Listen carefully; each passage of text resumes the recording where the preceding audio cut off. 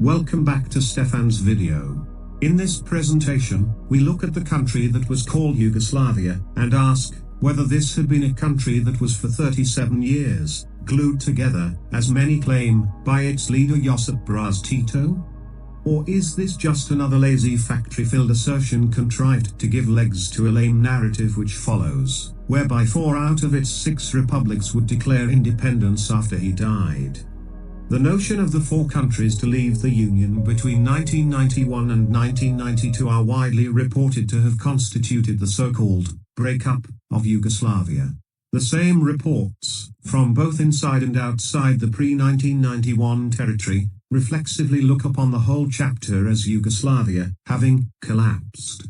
This will be the focus of my next presentation, but for now, let's scrutinize the claim that Tito had held Yugoslavia together. The first implicit takeaway from this loaded submission suggests that Yugoslavia was bursting at the seams with rebellion, which necessarily meant separatism from its nations. That no ideology existed to support a Yugoslav union, and so, to oppose Tito must automatically have meant demanding independence for one's ethnic group. Now, looking at forums, YouTube videos and subsequent comments, social media and other open source platforms, I see a pattern emerging that lead to the following appraisals. What is the first premise that Tito supposedly held Yugoslavia together? Well, no sooner did Tito die, than the death of the country followed, as it began to fall apart, before breaking up. Straight away, we have a fallacy called affirming the consequent. But either way, what is supposed to have changed after Tito died? The sudden resurgence of long-standing, previously suppressed, ethnic and religious hatred among the peoples, which led to the rise of nationalism among each group. And how was this nationalist sentiment contained when Tito was alive and running the country? Well, Tito heavily decentralized Yugoslavia, devolving a great many powers to the individual republics, and allowed them to govern themselves locally. But it is being claimed that these nations allegedly did not like each other. Therefore, what exactly prevented nationalist dissent from being voiced while Tito was alive? Well, because it was a dictatorship. In a dictatorship, you don't speak freely, you just keep quiet, right? And here we have our first banal but common contradiction. Tito supposedly held the country together by placating the individual nations, who in turn could not speak against the Union, because it was authoritarian and would crack down on dissenting voices. So, was it Tito who held the country together? Or was it the country holding Tito as president? The question is, with whom does the influence lie? If the power brokers had been the people, or scattered ruling elites, throughout the country, then that destroys the premise that Tito was some absolute ruler. And, if Tito had been this dictator, then clearly, he did not need to pacify, conciliate or appease any single nation over whom he governed. Right, but it's complicated. Which is what everybody says, which this author denies, hence why he makes these presentations. Before we go on, let's look at how these, supposedly mutually hostile peoples, all ended up in a country, of which none, apparently, wanted to be a part. Now, not that every single YouTuber, or armchair pundit who pushes the Tito held it together narrative, claims the following point. There are verifiable cases of people commonly saying the following. Yugoslavia was created by Stalin after the Second World War. Yugoslavia was an invention, forced on the people by the West, after World War II. It was a Tito communist experiment, which never functioned properly, and once Tito was gone, the whole thing just imploded. Many people clearly think that the country was some non-organic creation, and one which began life from the end of World War II. Where these people derived such a fantasy is not clear. Is it the mainstream media to blame? I say, yes it is.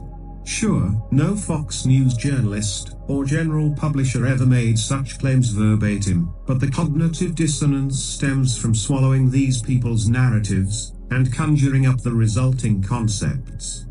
That said, there are those who promote the claim that Tito held Yugoslavia together, who are aware that there had been the Kingdom of Yugoslavia which had governed the territory during the interwar period until 1941.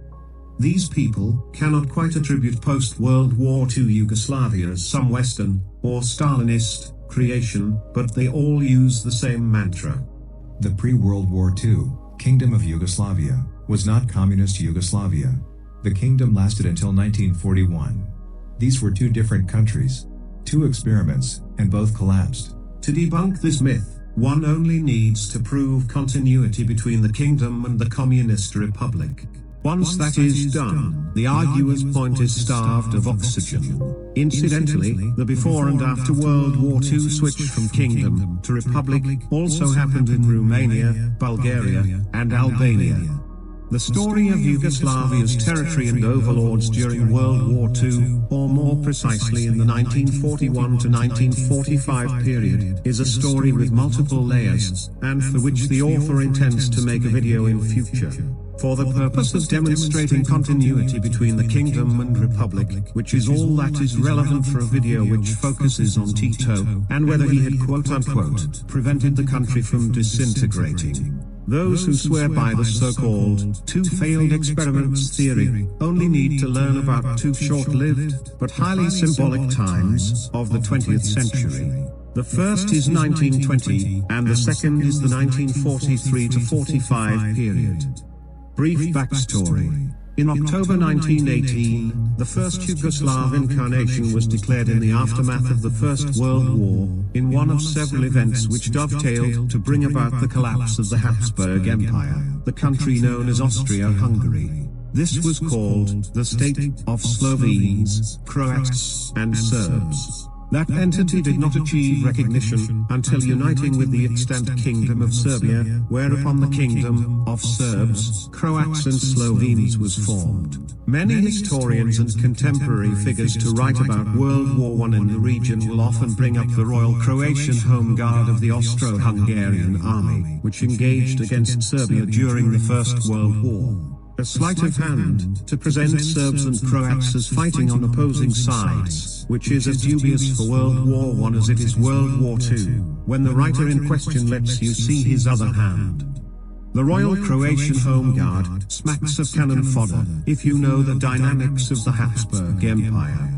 The question is, how many of these historians will also tell you that it had been the Croat-Serb coalition and other pro-Yugoslav parties who had been sweeping the elections across Croatia while within Austria-Hungary, the most recent prior to World War I having been in 1913. The reason this is relevant is so you know that after the creation of the Kingdom of Serbs, Croats, and Slovenes, the Croat-Serb coalition merged into the Yugoslav Democratic Party, who would go on to win most seats in the new country's first constitutional assembly elections in 1920. In second place was the People's Radical Party, which had existed in the Kingdom of Serbia prior to becoming a Yugoslav entity, on whom more in future presentations, but it was who came third, which grabbed most headlines. Winning 58 seats had been the KPJ, the Communist Party of Yugoslavia. Anti-monarchy by nature, but more worrying, only formed since 1919, and coming first in Belgrade, capital and largest city, and in Zagreb, the second largest city, and other major cities. At the end of 1920, a government proclamation was made to ban the Communist Party of Yugoslavia, along with the closing of all organizations, including trade unions and newspapers associated with the communists. This presentation is not about telling the whole story as to what occurred over the coming years. All you need to know is that this Communist Party continued its activities below the radar, and this brings us to World War II. In summary, the Kingdom of Yugoslavia, which replaced the name Kingdom of Serbs, Croats and Slovenes in 1929, and on which other videos will be made, had entered the year 1941 on amicable terms with Hitler and Germany. Then came the British-backed coup, and changes within the monarchy, thus leading to Yugoslavia aligning with the Allies. leading to a swift German invasion, military victory, and distribution of Yugoslav lands across various pro-Axis factions. Again, all a story for other videos, as this too is never fully told in accordance with the documented record. The monarchy and government escaped to Britain, thereby becoming known as the Yugoslav government in exile. To explain briefly the fate for the Kingdom of Yugoslavia from 1941, the independent state of Croatia was awarded by Adolf Hitler to his loyalists among ethnic Croats not to have supported a Croatia within Yugoslavia since before its creation, while the remaining territories were carved up and awarded among pro-Axis neighboring states, per irredentist claims by each country. Finally, Germany itself occupied two sectors, one in Slovenia beside its own border after absorption of Austria, and the other in Serbia, which became known as the territory of the military commander. But did this reapportioning bring peace for Germany itself? The answer is no. Two armed groups were fighting for a restoration of Yugoslavia's borders over the region. The first had been the Chetniks, loyal to the government in exile, and although largely Serb, they did initially have fighters among the other Yugoslav ethnicities. Chetniks fought both in the homeland, while a separate Chetnik faction fought overseas, behind the British ally. The Chetniks were essentially a continuation of the officially defeated Royal Yugoslav Army of 1941, but those fighting in the homeland made a fatal mistake from 1942. Their ideology switched from fighting for the restoration of the status quo ante-bellum to now supporting a pure independent Serbia, which likely wouldn't have incorporated all of the pre-1941 territory. The move proved suicidal because they became internally weakened, as naturally all of its non-Serbs, plus its pro-Yugoslav Serbs, had no further reason to fight as Chetniks, while those post-1942 Chetniks in turn began targeting Yugoslav populations who were non-Serb, namely Muslims and Croats wherever the Chetniks gained ground. Overseas, the Chetniks who fought alongside the British remained loyal to the Yugoslav government in exile, and will have maintained its multi-ethnic structure, such as its inclusion of Slovenes and Croats arrested as enemy combatants after Germany's invasion, but who managed to break free or were released from German custody. Regarding the Chetniks in the homeland, who for reasons of legitimacy, even after 1942 publicly aligned themselves to the government in exile, this belligerent was now fighting purely for an ethnically pure Serbia. Those Chetniks would enter phases of collaboration with the Germans and the Italians. The Chetniks would lose funding from their British backer as a result. The government in exile, suddenly, had no belligerent fighting on the ground, which they could consider their own military wing. Chetnik units fighting in exile or abroad were too geographically and strategically distant from the Yugoslav theater to offer meaningful support to the government in exile. The Croats, Muslims, and Slovenes who had become Chetniks in 1941 did so to fight for the Yugoslavia they had known prior to the German invasion. This also includes many Serbs, who believed in a Yugoslavia, and not a greater Serbia, least of all one which would liquidate non-Serbs from its territory. The singular choice for this combined group now had been to join the communist partisans led by Tito, where they were welcomed. By partisans, I refer to the second armed group fighting inside the territory of the sector previously to be administered as Kingdom of Yugoslavia. Worth mentioning is that those to help augment the partisans were not communists previously, and may have even been associated with the apparatus which stifled the Communist Party of Yugoslavia. But they were united, as their common cause had been to reinstate a Yugoslav state. From 1943, it had been the partisans which had been the beneficiary of British funding, while the British government recognized the partisans as the official body fighting for Yugoslavia. The recognition of Tito's partisans as the official army of Yugoslavia was a devastating blow to the monarchy and the London-based government in exile, who now saw the very party they had banned in 1920 emerge as the only military backbone of a Yugoslav revival. The monarchy and government had been a collective relic of the very system which had hitherto suppressed the KPJ. The irony would not have been lost on them. The Communist Party of Yugoslavia had grown from a figure ranging between 12 and 20,000 at the start of the war, owing to the fact that it was officially banned in its own state, to a staggering 779,000 by 1945. The functioning parties of Yugoslavia's interwar period would not have stood a chance in elections from the aftermath of World War II. In 1943, the Communists officially declared Democratic Federal Yugoslavia as successor to the Kingdom of Yugoslavia. Democratic Federal Yugoslavia had the distinction of being administered by the Communist Party, with the monarchy and former political system still composing its configuration. There was never to be an easy relationship in view of their history. In June 1944, Britain sought to broker reconciliation between the monarchy and the Communists at the Treaty of Vis, with the hope of establishing a post-war coalition within the liberated areas. It was signed by Tito for the partisans, and Prime Minister at the time of the German invasion and throughout the period of exile, Ivan Shubasic. But essentially, the Communists held power where in 1920 the roles had been reversed, and in consequence, the Communists would by the end of 1945 purge the monarchy and every single party and vestige of what existed in Yugoslavia prior to the war. Twice, the Communists and the monarchy coexisted, and twice, the more powerful entity used its muscle to overthrow the other. And that destroys the argument that there were quote-unquote two Yugoslavias, and that there had been no continuity between the first and the second. In 1941, the country was overrun, but its government did not collapse. Its institutions remained intact.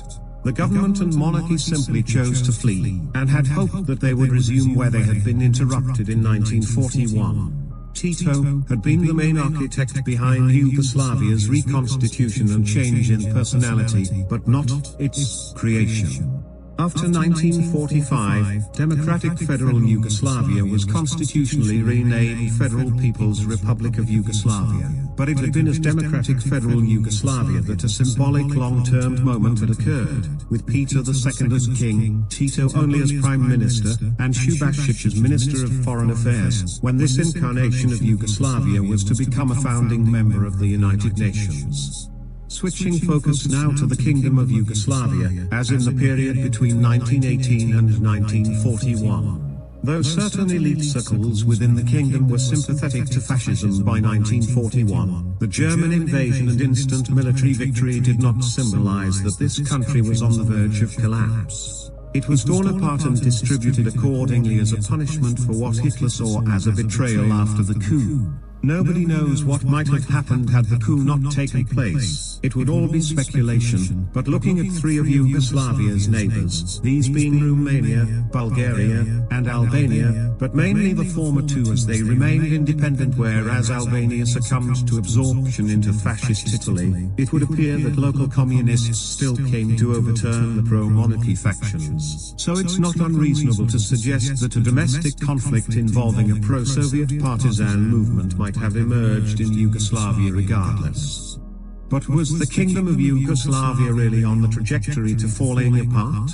Let's see now. German tanks entering Ljubljana and Zagreb met with cheering crowds, not that anybody knew at that point what Germany's plan was for these regions. Days before, cheering crowds also came onto the streets all over Yugoslavia to celebrate the pro-British coup. It is reported by historians that one reason Germany advanced through Yugoslavia so easily had been that many Slovenes and Croats deserted, allegedly not wishing to fight for a Serbian kingdom, yet this narrative collapses when scrutinized. Many had served for years in the Royal Yugoslav Army, right from its inception, and thousands were arrested by Germans as enemy combatants in Slovene and Croat areas, including those mentioned prior, who as ex-prisoners of war would join the Chechens and fight alongside the British remote from Yugoslavia.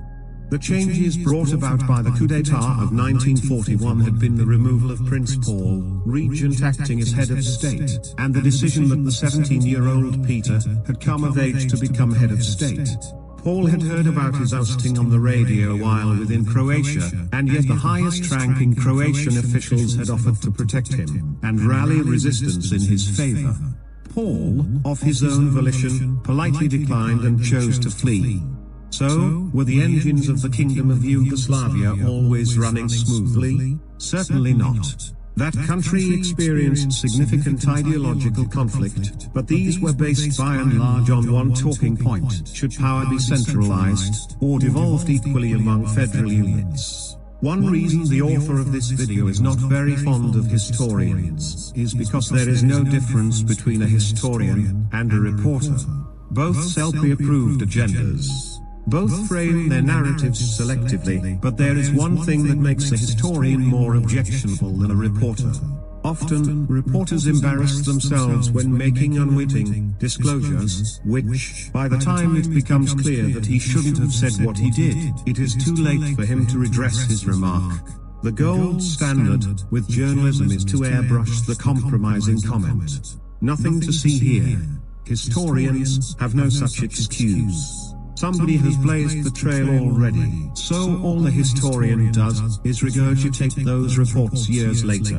But even then, the historian will engage in false revisionism, and Yugoslavia is one such widely misrepresented example. Read any sanitized publication from the 21st century about the Kingdom of Yugoslavia, and you're sure to read about the problems experienced by the country having been ethnically driven. In brief, centralism was supposed to benefit the Serbs, and federalization, everybody else, and chiefly the Croatians.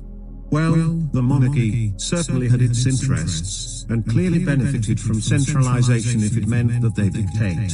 And this was, after all, a Serbian royal family. However, for anybody to claim that centrism benefited Serbs and federalization everybody else is a point already predicated on the uncorroborated premise that within a state formed by, and for the benefit of, three Slavic nations, that an imagined sectarianism had existed on the ground. As if the communities were divided by walls erected by the populace, and people from one side did not wish to associate with people from the other. If this is what the political parties themselves were offering the ethnic groups, then those politicians would have been guilty of dividing the people.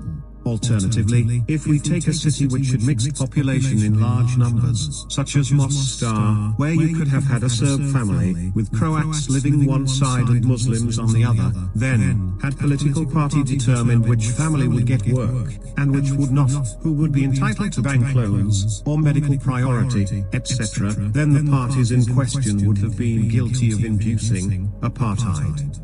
In the Kingdom of Yugoslavia, there was nepotism, and all manner of favoritism in all areas of life, but these were not, repeat, not organized down ethnic lines. So let's quickly explore the argumentation that suggests ethnicity was a factor, and an obstacle to comfortable living for the wrong nation.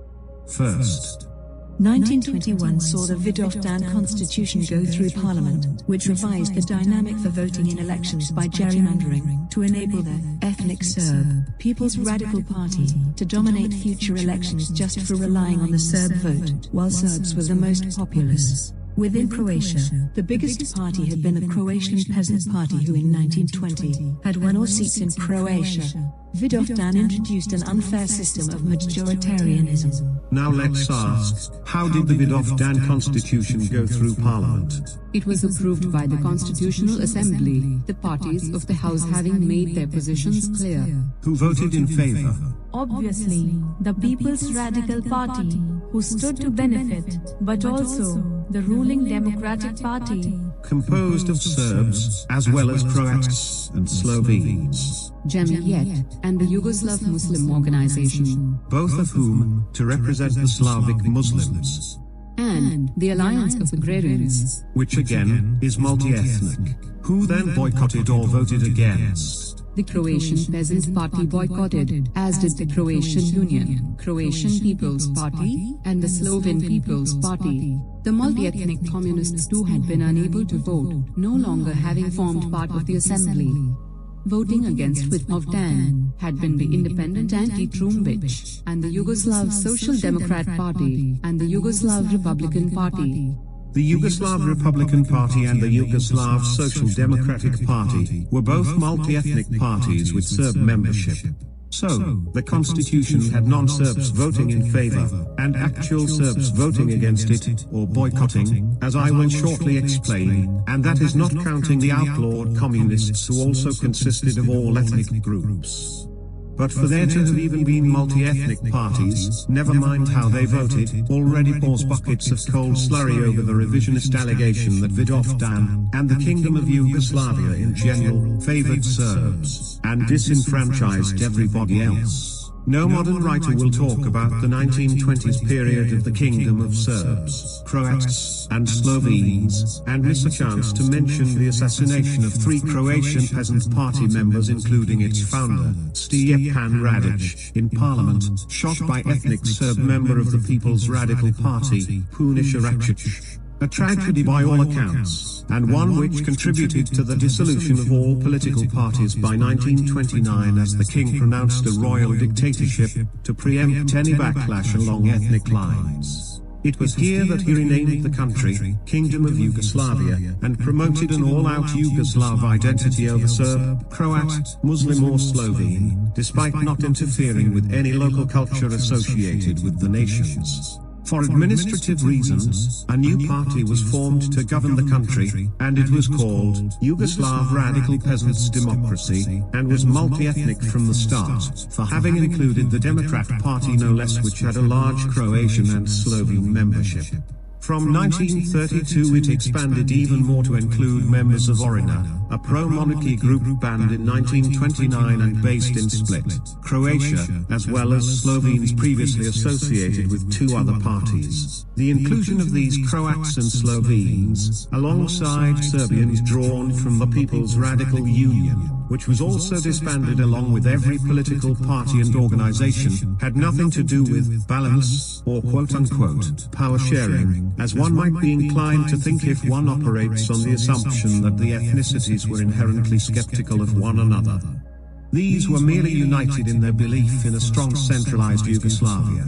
In the aftermath of the assassinations in Parliament, King Alexander banned all political organizations, including those such as Orina, which had been Croatia-based with thousands of members, and staunchly pro-monarchy, and opposed to reforms proposed by the Croatian Peasant Party.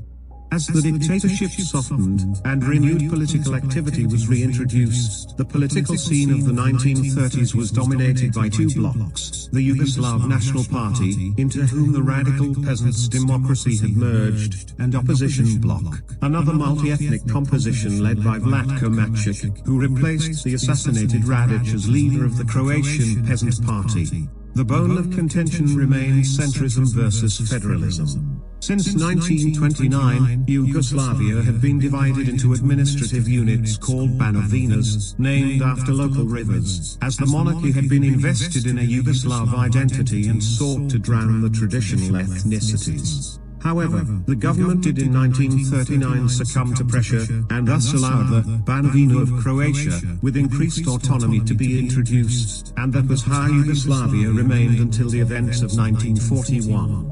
Yet not even this event should be seen as benefiting Croats over all ethnicities, because as yet unmentioned, but easily verifiable if we look at the spreadsheets from the 1927 National Assembly elections. In summary, both the Croatian Peasant Party, billed by commentators as exclusively Croat, and the People's Radical Party, said to be exclusively ethnic Serb, were both open to, and had policies claiming to represent, all Yugoslav citizens. The election results show that among elected representatives alone, there had been an ethnic Serb elected from the Croatian Peasant Party, and 2 ethnic Croats elected from the People's Radical Party, and this is all, among other ethnicities in both parties. And this is just elected persons, not a full count of ethnic Serbs or Slovenes in the Croatian Peasant Party. In the very words of Peasant Party leader Vlatko Macic, translated into English. The Serb peasant and the Croat peasant want the same thing, land and dignity. This is not a quarrel between peoples, but a quarrel between ideas. It was known at the time that there had been Serbs to vote for federalist parties, including the Peasant Party, and Croats to vote for centrist parties, including the People's Radical Party. The endeavor to neatly separate ideology along ethnic lines is by and large a revisionist theory mainly from latter-day Western historians, and all with the goal of discrediting Yugoslavia. Something that would re-emerge in the late 1980s, as I will briefly explore, but before that, let me show you just how vast Yugoslav ideology was. We've looked at interwar Yugoslavia from top levels regarding administration. Now let's explore the Yugoslavia that never was. Mentioned earlier as one of the parties to oppose the Vidovdan constitution had been the Yugoslav Republican Party. It was what it says on the tin, a proponent of Yugoslavia as a republic, and not necessarily communist, but either way, opposed to the royal family. Other parties also took this position. The Yugoslav Social Democratic Party, with its very name, Yugoslav, was formed in 1898, 20 years before the first Yugoslav state was formed. Its membership was mainly Slovene and Croat, but most interestingly, this party happened to be formed in Trieste, a city in northeastern Italy with a significant Slovene minority even in 2025, which Slovenes had hoped to incorporate into Yugoslavia both after original creation, when the monarchy surrendered the whole Istrian peninsula to Italy, and after World War II, when Yugoslavia did this time take Istria, and had hoped to incorporate the now Italian coastal cities of Trieste and Muggia with significant Slovene populations, but had to settle for the hinterland after extended rounds of diplomacy. Many smaller parties and organizations never to join the ruling classes had existed, namely Yugoslav Action, based in Belgrade and Zagreb. Yugoslav Association of Fighters, based among pro-Yugoslav Slovenes. Yet even in Chicago, a party advocating a federal Republic of Yugoslavia, refusing monarchist dominance, drawing Slavic Americans together, came to fruition. And this was in 1917, the year before the state of Slovenes, Croats and Serbs was formed. Yugoslavia, like Czechoslovakia, had been based on Pan-Slavism, a movement to gain prominence during the 19th century, especially with the Illyrian movement and the Prague Slavic Congress of 1848, but its origins can be traced to the 17th century.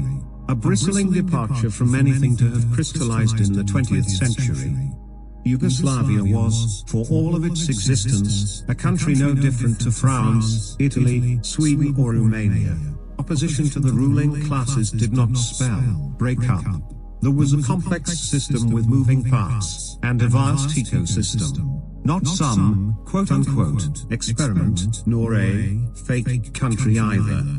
The purpose of this video has not been to chronicle every event to take place in Yugoslavia, but to disabuse any listener of the crazy idea that Yugoslavia was incapable of existing without Tito. In the next video, I will explore more deeply the aftermath of Tito's death, to demonstrate that even on that side of a historical event, that Yugoslavia still did not depend on Tito.